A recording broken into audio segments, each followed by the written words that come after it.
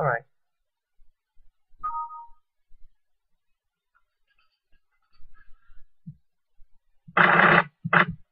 Something is not right.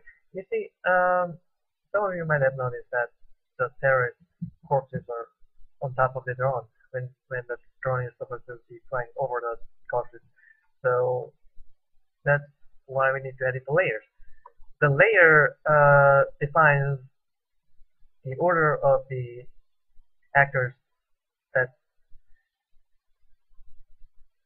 over the background. So the background should be on the bottom and the drone should be on the top. You can use the arrow keys. Yeah. Alright, now it just looks good enough. Alright, you can use that.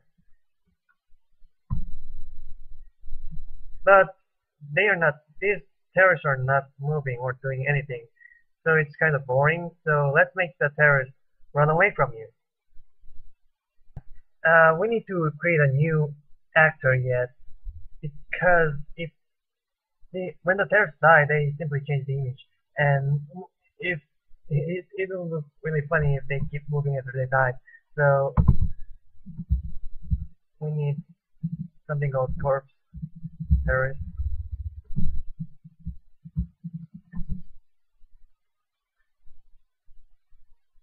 And we're going to import the image.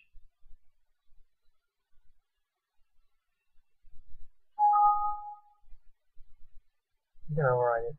And 32 by 32 should be the same size as the terrorist. Good.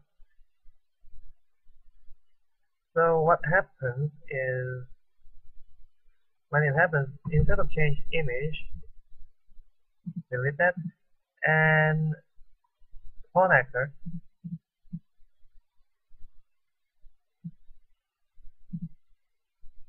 that terrorist in front of the actor, and destroy the actor.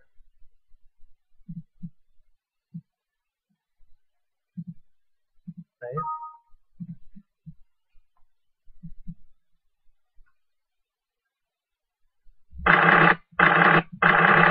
Alright. Now what?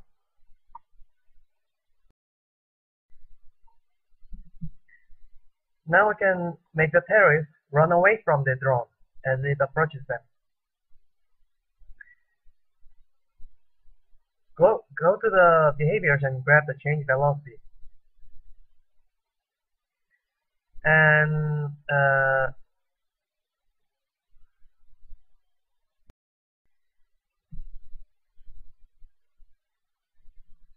go to the behavior section and grab the change velocity behavior. And we want to change the direction to this vector, right? But in order to calculate that vector, we need to know the position of the drone. And from this box, you can't access the position of the drone. You can access the position of the terrorist, but you can access the position of the drone. So what you want to do is create a new game attribute that can be accessed by everyone. Drone pose X and drone pose Y. They are all integers, by the way. Go to drone.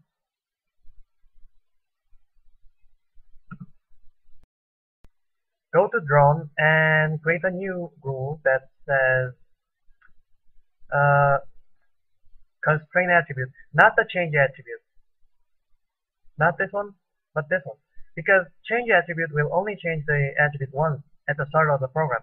So constraint attribute will constantly update the attribute every millisecond or so, or every tick.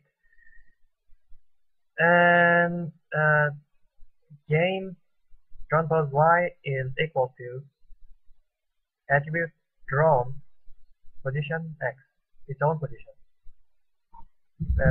Let's call it update X. And copy, paste. Oh, what have I done?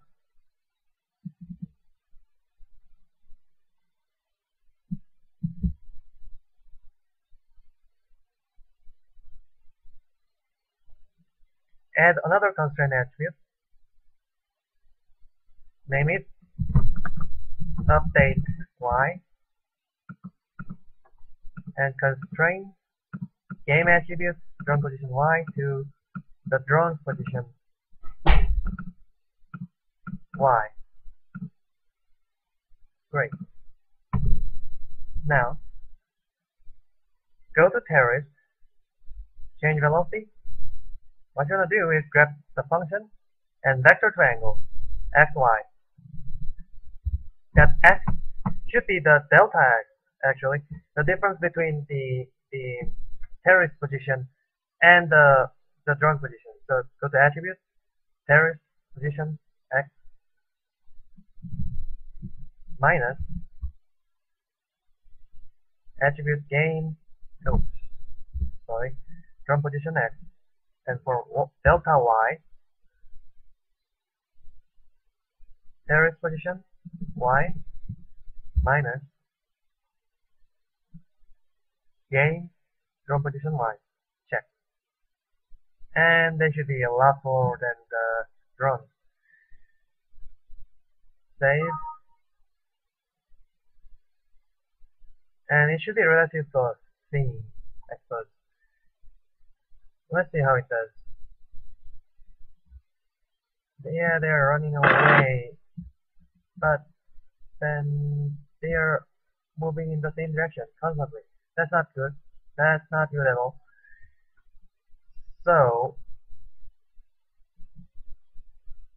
what do we do?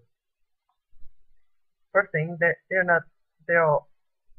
change velocity is not updated every tick, so we're going to add a timer to it. Every 1 second, change velocity. Oh. It's hard to aim.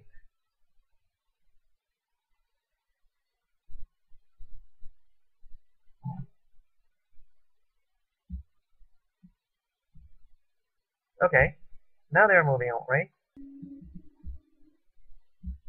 The terrorists are now moving away from the drone, as you can see it. As the drone changes its relative position to the terrorist, they're moving away from it. And we can shoot them down. Yeah. They're not doing any turning or walking animations, but I'm not going to cover that in this tutorial. If you're good enough to make this thing, you can probably figure that out yourself. Well,